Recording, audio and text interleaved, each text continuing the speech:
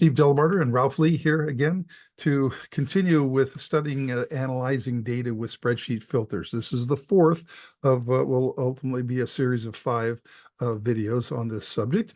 And the second that focuses in on the phenomena that we call ETH1 minority variance and their fate in ETH2. We'll go into explain this further. We're using examples from Ethiopic Book of Deuteronomy. So in the last video, we identified the phenomena of minority variance in the ETH1 text form and talked about how we had this need then to harvest that data, but also to process that data. Even after we harvested, it was so large and complex that we couldn't understand it without further processing. So we realized spreadsheet filtering seemed like the right tool that would help us to do that job. So then in the previous video, we described the functionality. That was Dr. Lee who did this, described the functionality of spreadsheets and its ability to add filters to spreadsheet data and further analyze that data. We showed then the 3 steps in that process: create columns that summed up the clusters, create the filters for the columns, and then apply the filters to the data sheet. 3 distinct steps. In this video then, we want to show in real time how we analyze the data about ETH1 minority variance and their fate in the period after the 16th century. Okay, so just reminding ourselves of what the spreadsheet itself looks like. So remember here, we've got data laid out with manuscripts in columns grouped together in their clusters. We've got the verse parts down the left-hand side. We have dots indicating where a particular variant reading is found in any particular manuscript. In column AK there, we have the text that describes the variant. And then in the columns further to the right, we've got the filter columns as we explained in the previous video. Great. So we thought we had seen this 2 distinct scribal behaviors. One that we're going to ultimately call uniform cluster behavior, and the second being random individual behavior. This is by looking at that data, trying to figure out what there is to see there. And we thought we saw that, but we asked ourselves then, how would we filter the data to, how would the filters have to be set in order to see this clearly using the filters? So we applied the filters first to look for uniform cluster behavior. So that's what we're going to do right now. Set the filters to show us the phenomena of uniform cluster behavior. So if we're looking at EA1, the cluster, this cluster right here, and we want to know where is the uniform cluster activity. See, we think we can see it in places like this and this and other places. We think we see it, so this will really help us to see it. We go down here and clear all, and then select 4, 5, and 6 of the 6 manuscripts have a reading. We select OK, and that aggregates just those. It filters out everything else, and it becomes remarkably clear in that instant how much of this activity there is. There are 16 out of 173, which is not as many as 150 out of 173, but it shows that this is a phenomena that's statistically significant and unlikely to just have happened through random processes, but rather through the forces that groups of scribes put on one another. A cluster is doing it all the same way. Anything to add to that, Ralph? No, we're going to take a look at EA2 as well, just to...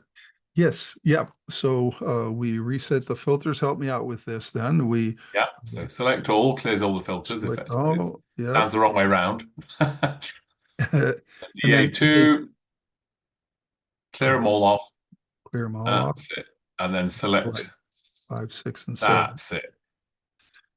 And here then is that phenomena of uniform cluster behavior in EA2. Same thing to be said about it. The list is slightly smaller than the other one, but it's unlikely through random processes of individual decisions for this to have happened like this when we've got all those others where it happened differently. So there seems to be a force, a nascent cluster identity or cluster behavior that is uniform that's being illustrated here.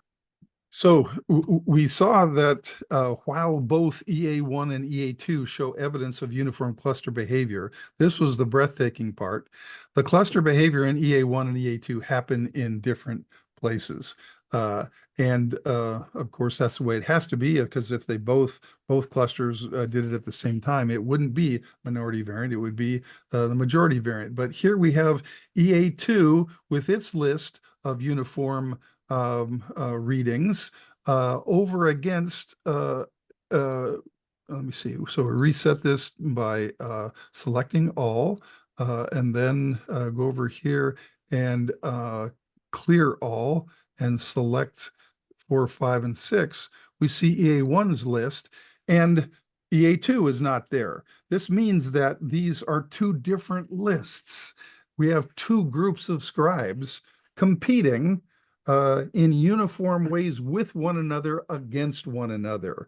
And that's a very interesting phenomena then, a characteristic of this early period, since it's unlikely that this kind of behavior could happen in a completely random way.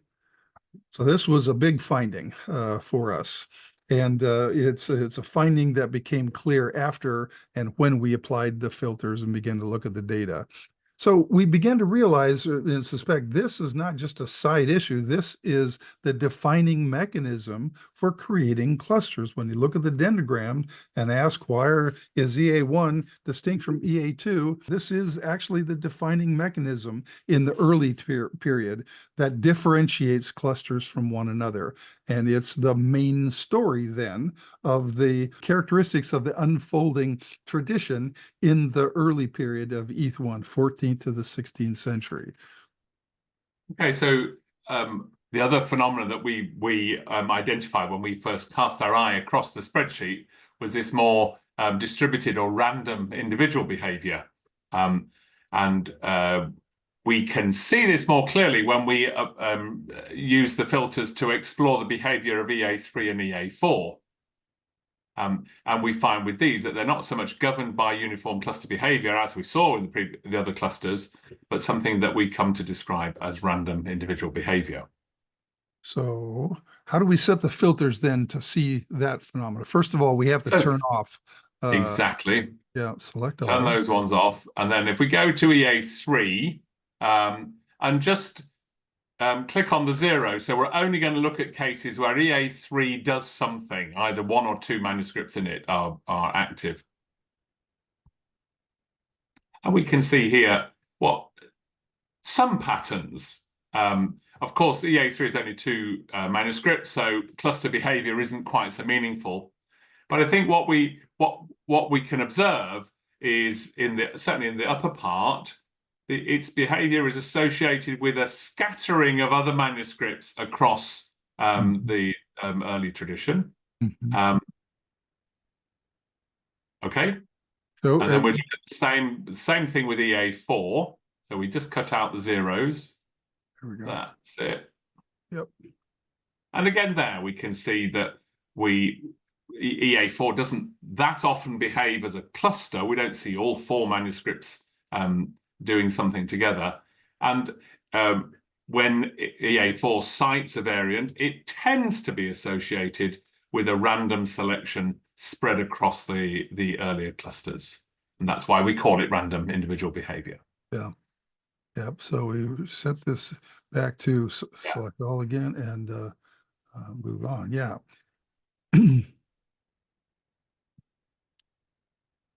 Yeah, so having seen this in EA3 and 4, we realized that virtually every manuscript in the sample engaged in some level of random individual behavior. Yes. This is important to see. Once again, come back just to the unfiltered data.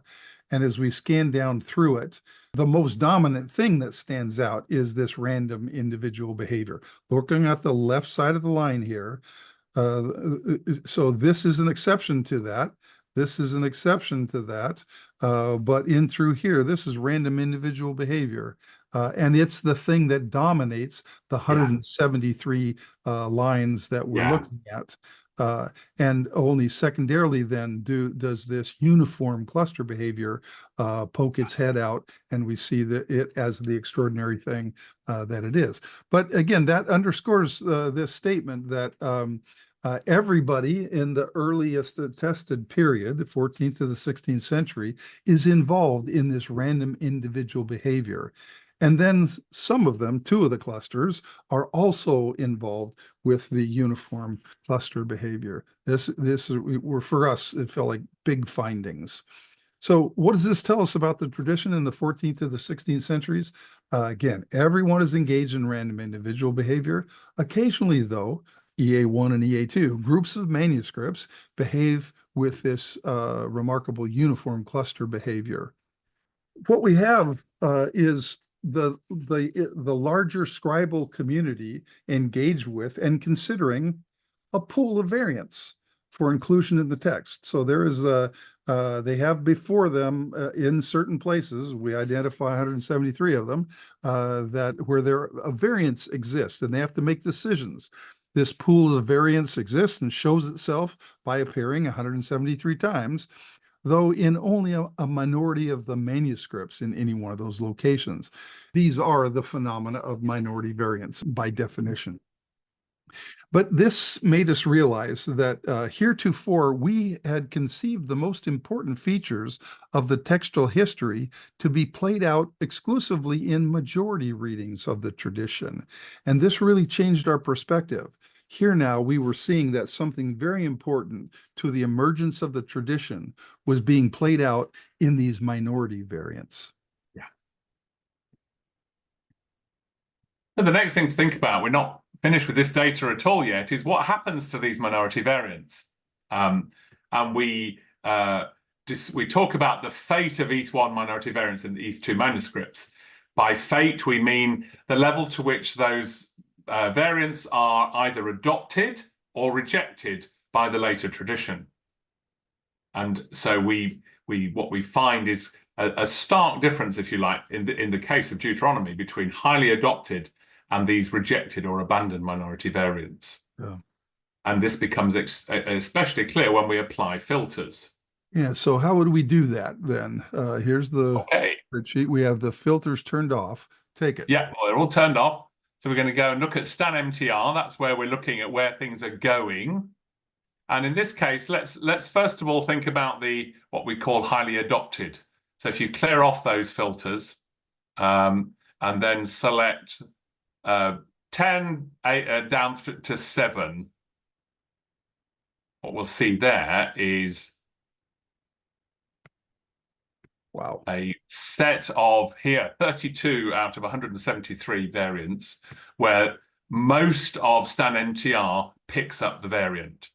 And we can look back at the EA1 period and see if there are any patterns as to where those variants have come from. So we're going to look at the flip side. So we clear those off. Clear all of them off? Yeah, and then just select, let's say, the 0s, 1s, and 2s. There's a bit of a cutoff there. There aren't any 3s or 4s. So we look at those. And there we see, in this case, 138. Remember, we already dealt with, 32? So we're seeing now the larger part of the tradition where the minority variants of the ETH1 period are either totally or almost totally rejected by the later tradition. Yeah, and perhaps most noteworthy among this are these vast places where stan MTR completely rejects. That is readings from the ETH1, even those that had a pretty good substantial number of manuscripts with that minority variant, those minority variants are gone. And that's actually, as you look down this column, that's the single most characteristic thing that happens is that the Stan MTR text, its first job is to make decisions about and expunge a whole bunch of Yeah. those minority variants from the tradition. That's huge Yes. insight there. So now let's reset this filter again back to select all Yeah. and go on Carry here. on. So what are we to make of so many abandoned minority variants? This seems clearly to be one of the key agenda items for what we're calling the standardized text. And indeed, that's where the label standardizing or standardized text would come from, that they are make standard decisions and then apply them uniformly across the Mhm. tradition, apply it uniformly across that tradition.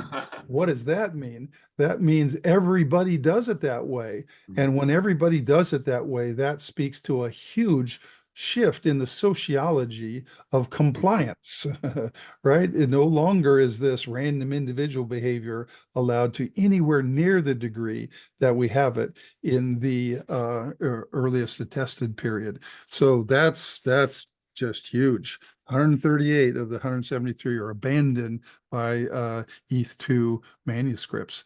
Well, the same then can be said about the other side of this. Yeah, so having thought about those rejected minority variants, there are 32 of the 173 are highly adopted. Again, a significant number of cases where this phenomenon of high adoption takes place. So both of the groups, this 32 highly adopted and the 132 that are rejected or abandoned, are statistically significant. They represent important behaviors of the later tradition. And in the case of Deuteronomy, really not a lot else happens. There's very little middle ground. There are only 9 left that represent the intermediate levels of adoption or rejection. So it's either adoption or rejection that takes place in the majority of cases in Deuteronomy. And again, it's hard to imagine a sociological mechanism by which this could have happened randomly. Yes. Right? This had to have been a set of decisions imposed from Yeah. on high with the authority and force of church authorities to make Yes. it that way. So what does this teach us about textual history? We just began to talk about it. The nature of the unfolding textual history in the 14th to the 16th centuries is all about minority variants. And that's the story of textual history as we know it from the 14th to the 16th century, in part because we're disadvantaged. We don't have anything before that to be able to compare it with. Right. So we don't know if there were other readings at an earlier time that were, or where those minority variants came from. We just don't know. But here we can see that this is a key feature, if not the key feature, minority variants in the 14th to the 16th century that tells us about the unfolding textual history, the emerging form of the text. Half of the story about the nature of the unfolding textual history in the 17th century and following is about the fate of those ETH1 minority variants. And we just saw how 173 minority variants and the vast majority of them, 138, are thrown in the trash can, never to be seen. But the others are elevated to become the main reading of the standardized text. So we're going to discuss in the other half of the story in the 5th and final video in this small series on analyzing data with spreadsheet filters. And this is the story of the new readings in the 17th century. We'll see you then.